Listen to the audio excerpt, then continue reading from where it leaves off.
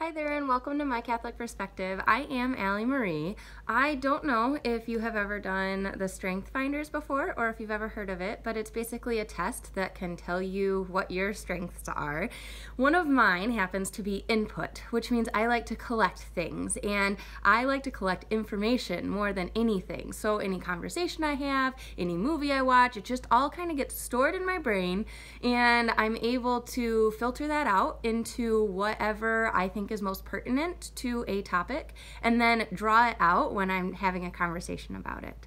So today I have some new information, new insight into circumcision. So I'm going to start with a medical perspective and then journey into the religious perspective of it. I have done a video on this before, but this is going to be a little bit more graphic, a little bit more into the actual medical procedure due to a video that I recently watched. I've seen circumcision videos before, but I learned some new information. So if you're interested in those types of conversations about just kind of examining different aspects, please do subscribe. I post every Thursday at 3 p.m. and I would love to have you in the community.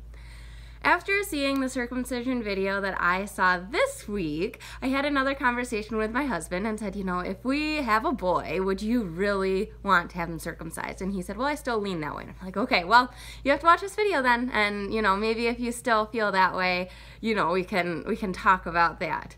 And he made it maybe 10 seconds into the video. He was like, I'm not watching this anymore. Fine, you win. Like, we don't have to. Like, and I'm like, no, you need to watch it. He's like, no, I'm done. Like, I don't want to talk about this anymore. So when a baby is born, when a baby boy is born, he has foreskin over the head of his penis. And when they circumcise him, they first have to separate the foreskin from the penis. And the foreskin is actually adhered till they're about 2, 3, 4 years old. And so it doesn't retract initially. And it's adhered to the penis with the same skin that actually adheres your fingernails to your finger. So just imagine having a fingernail all the way around your finger and having someone take pliers basically and sticking it in there and just going around in a circle separating that skin. So that's the first part, and it causes it to bleed because it's not supposed to separate, right? Like, how would your fingernails react if you just put something in there? This is also to mention that a lot of doctors do not use anesthesia or any type of numbing agent. They claim that the child cannot feel any pain.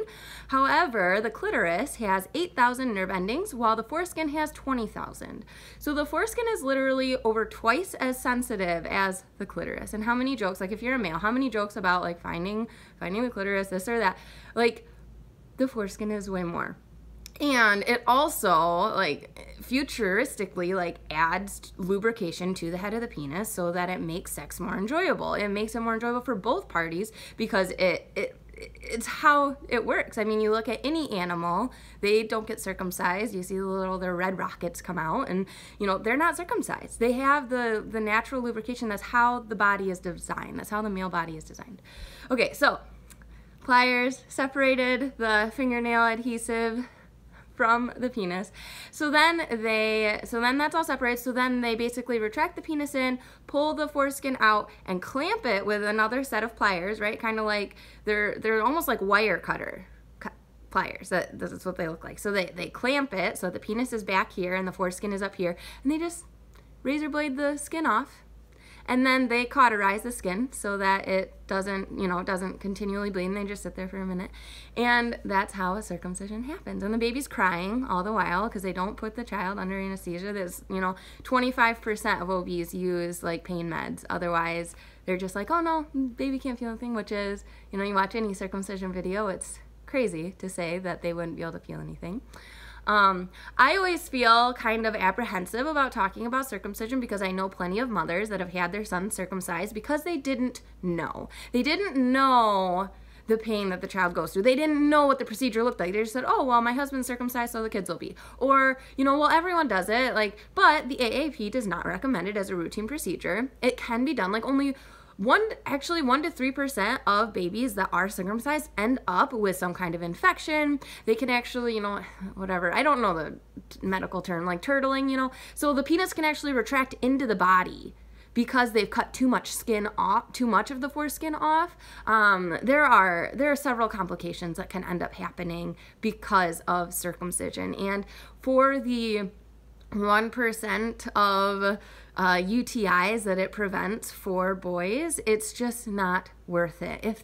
If your son ends up having recurrent UTIs because of having their foreskin still, they go under anesthesia when they're older to get the circumcision done, and then they're aware of why they're experiencing pain. It makes sense, and it basically is just all around better, because this baby who has been safe in its mother's womb for so long, being circumcised, in the tradition it was 8 days old, right? In the Jewish tradition it's 8 days old, and basically you're just like exposing it to this world and saying like, oh hey, by the way, we don't like this piece of your body, so we're just gonna cut it off. And by watching that video, I'm like, if this isn't genital mutilation, I don't know what is. Like, actually physically seeing like that skin separated, it was very disturbing.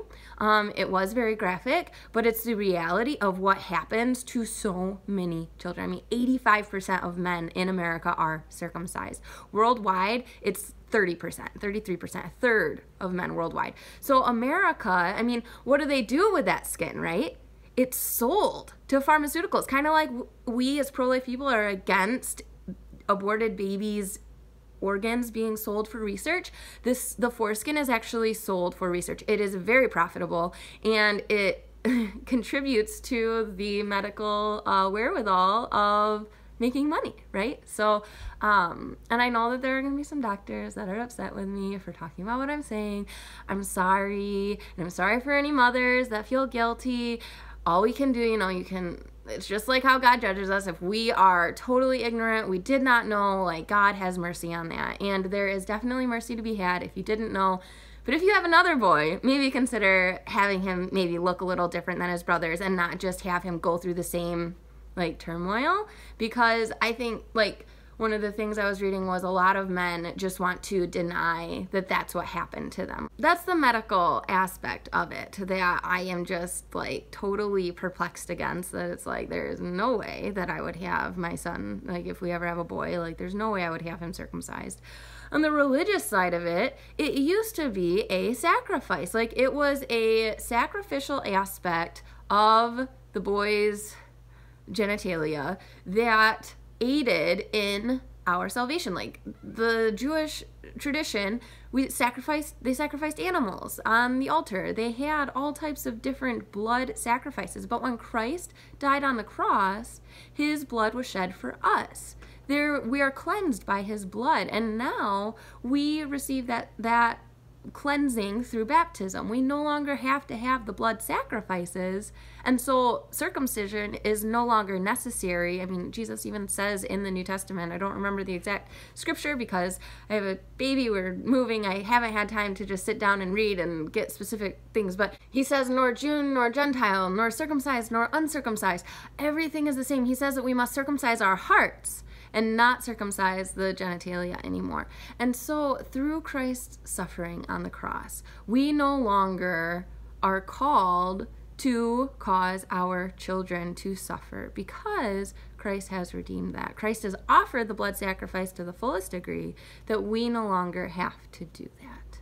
So there can be a medical choice to have a circumcision done. There can be a vanity choice to say, I've had people say, well, I like the way circumcised penises look. And it's good for you. Go cut off your fingernails then and see how that feels, because it is not, I don't know. And there's just so much that goes into it. It is the child's body. It is not ours. We are given discretion for our child. And I had somebody say, how can I call it genital mutilation when Jesus himself was circumcised? Well, I would say, is it still murder on the cross? How could we call it murder if Jesus experienced it? Or how could we call it temptation if it's what Jesus experienced? Jesus decided, he was willing to become God incarnate, the hypostatic union. He was 100% man and 100% God. And so within that, he opted, although he was apart from original sin and never sinned, he opted to become a part of that original sin.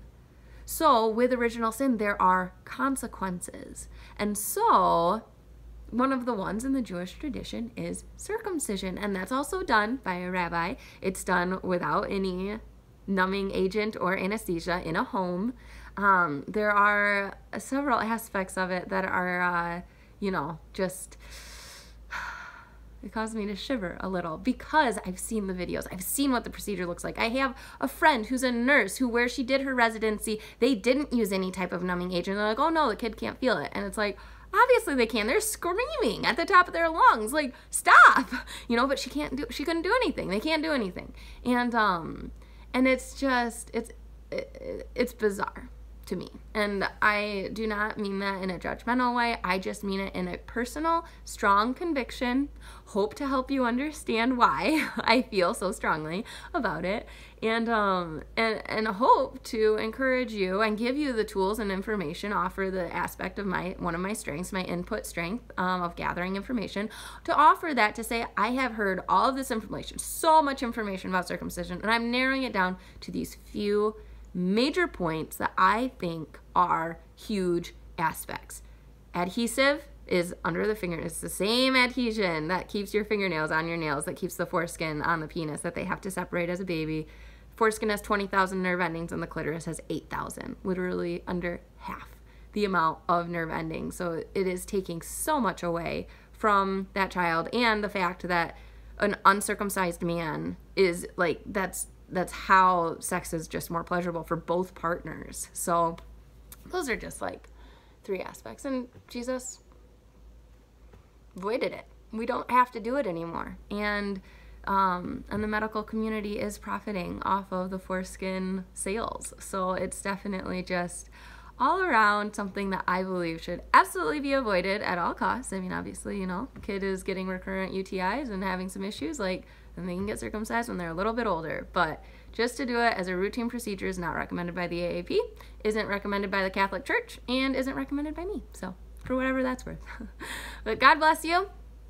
Graphic topic today, I know. Not always about this kind of stuff, but it was definitely on my heart to do the video this week. It's on Twitter. I retweeted it. So my handle is @mycatholicbrain if you're interested in watching the video for yourself if they haven't taken it down yet. So, but otherwise, God bless you, and I hope that you have a wonderful week. I pray that God grants you the resources that you need to draw closer to Him and to those around you. I hope you're able to make it a great day, and I'll see you next Thursday. God bless.